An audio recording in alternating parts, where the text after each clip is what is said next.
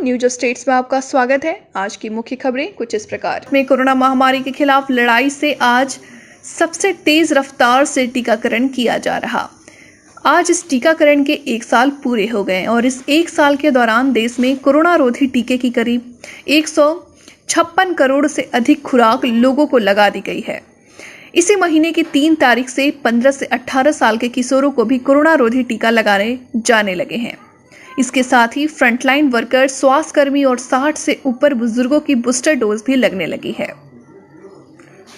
Corona के बढ़ते मामले के बीच शनिवार को राहत की बड़ी खबर मिली। तीसरी लहर की शुरुआत से संक्रमित के मिलने की संख्या अधिक थी, लेकिन पहली बार जितने पॉजिटिव मिले उससे ज्यादा लोग स्वस्थ हुए। शनिवार को 1031 संक्रमितों ने कोरोना को मात दी। पूर्व मंत्री व राज्यसभा सांसद शिबू सोरेन कोरोना संक्रमित हो गए हैं। दूसरी बार श्री सोरेन को कोरोना ने अपनी चपेट में लिया है। इसके पूर्व पहली लहर में 22 अगस्त 2020 को भी श्री सोरेन कोरोना संक्रमित हो गए थे। तब उन्हें इलाज के लिए गुरुग्राम स्थित मेदांता अस्पताल में भर्ती कराया गया था। वह करीब महीने भर बाद डिस्चार्ज हुए थे और इसी समय श्री सोरेन की पत्नी रूपी सोरेन भी कोरोना संक्रमित हो गई थी। देश में गुलाबी गैंग की मुखिया के नाम से मशहूर संपत पाल का कांग्रेस ने टिकट काट दिया है। वह चित्रकूट की मानिकपुर सीट से चुनाव लड़ने की तैयारी कर रही थी। उनकी जगह पार्टी ने रंजना बराती लाल पांडे को प्रत्याशी घोषित किया है। बता दें कि महिला अधिकारियों के लिए लड़ने वाली संपत पाल ने शनिवार को कांग्रेस से किनारा कर लिया। कांग्रेस ने लड़की हूं लड़ सकती हूं के नारे पर अमल करते हुए यूपी उन्नाव और हाथरस रेप पीड़ित के परिवार की किसी महिला को टिकट देकर कांग्रेस यूपी की योगी सरकार के खिलाफ चुनाव के मैदान में भाजपा के ऊपर हमलावर होना चाहती थी। कांग्रेस अपनी मुहिम के तहत उन्नाव रेप पीड़ित की मां आशा सिंह को मनाने में तो कामयाब रही, लेकिन हाथरस की रेप पीड़ित के परिवार ने माफी और विनम्रता के साथ पार्टी का ऑफर ठुकरा दिया है।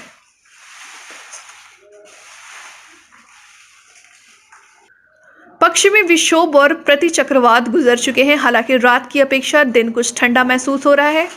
आईएमडी के पूर्वानुमान के मुताबिक अगले 24 घंटे में बिहार में न्यूनतम तापमान में 2 से 3 डिग्री सेल्सियस की गिरावट होने का पूर्वानुमान है। अपवाद के रूप में कुछ जगहों को छोड़कर पूरे बिहार का अधिकतम तापमान सामान्य से नीचे जा चुका है। कानपुर के पुलिस कमिश्नर रहे असीम अरुण ने भाजपा की सदस्यता ले ली। असीम दलित समाज से आते हैं। प्रदेश अध्यक्ष स्वतंत्र देव सिंह और केंद्रीय मंत्री अनुराग ठाकुर ने उन्हें पार्टी की सदस्यता दिलाई।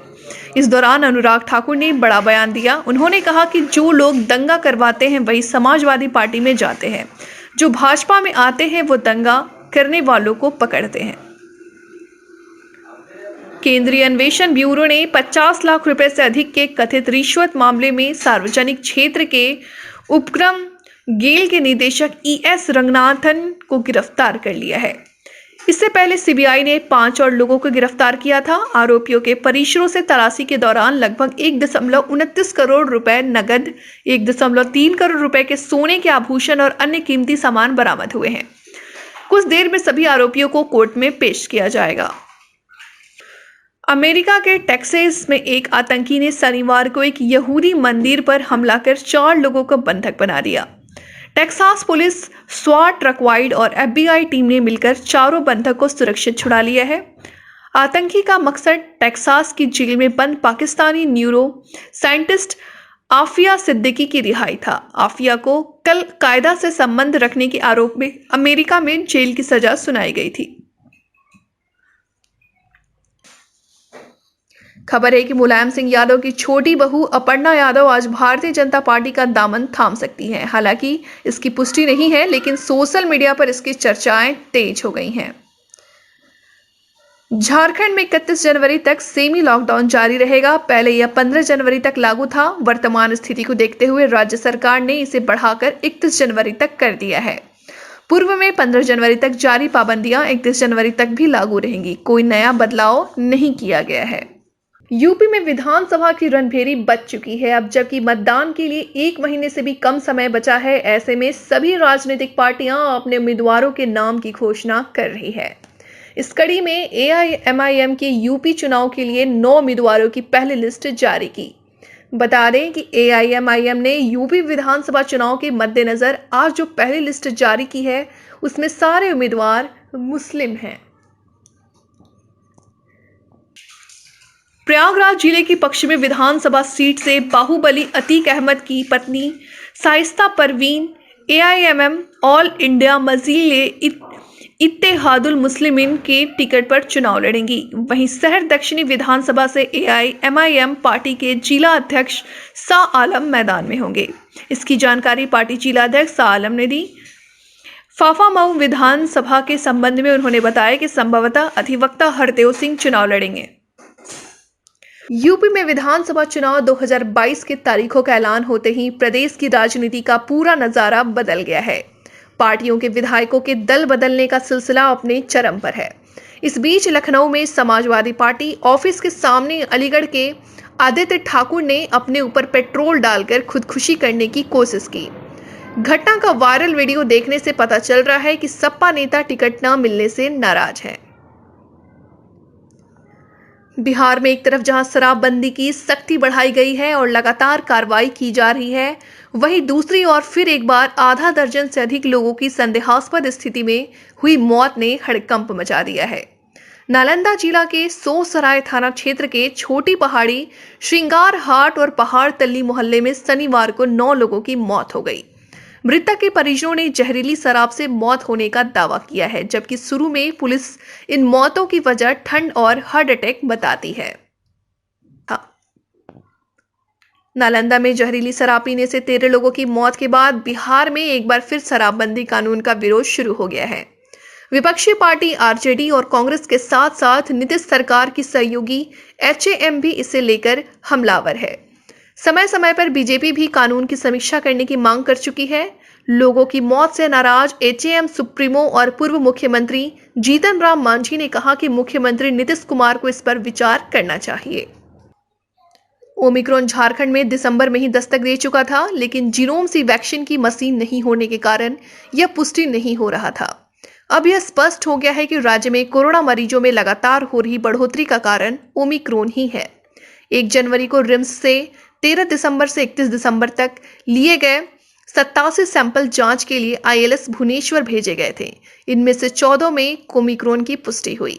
1 में डेल्टा वेरिएंट मिला है, जबकि अन्य सैंपलों में 32 सैंपलों में भी अन्य वेरिएंट की पुष्टि हुई है। ओमिक्रॉन के सभी मरीज रांची के हैं। पंजाब में कांग्रेस के 86 कैंडिडेट की पहली लिस्ट आने के बाद 12 विधायकों में हड़कंप मचा हुआ है। कांग्रेस ने 4 विधायकों की टिकट काट दी। हालांकि इन 12 विधायकों की टिकट होल्ड कर दी गई है। इनकी टिकट काटी जा रही है या फिर विधानसभा क्षेत्र बदला जा रहा, इसको लेकर चर्चाएं तेज हैं। वही घबराहट इसलिए है कि कांग्रेस ने कैप्टन अमरिंदर सिंह से नजदीकी की वजह से मंत्री पद से हटाए गुरप्रीत कांगड़ और साधु सिंह धर्मशोर जैसे नेताओं को टिकट दे दी, लेकिन इनका नाम लिस्ट में जारी नहीं किया।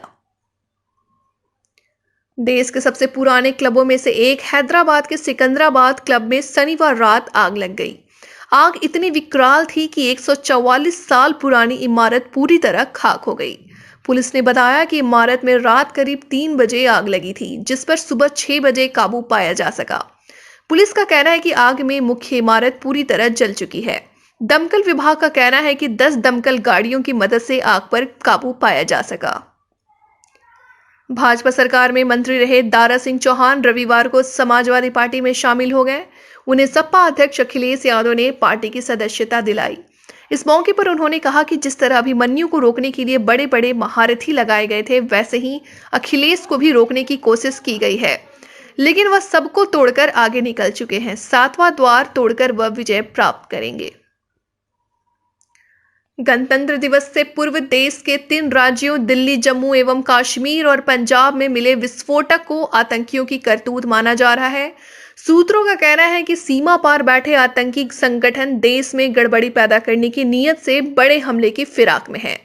शुक्रवार को गाजीपुर मंडी से मिले आईईडी में आरडीएक्स होने की संभावना जताई जा रही है। हालांकि इसको जांच के लिए सीएफएसएल भेजा गया है।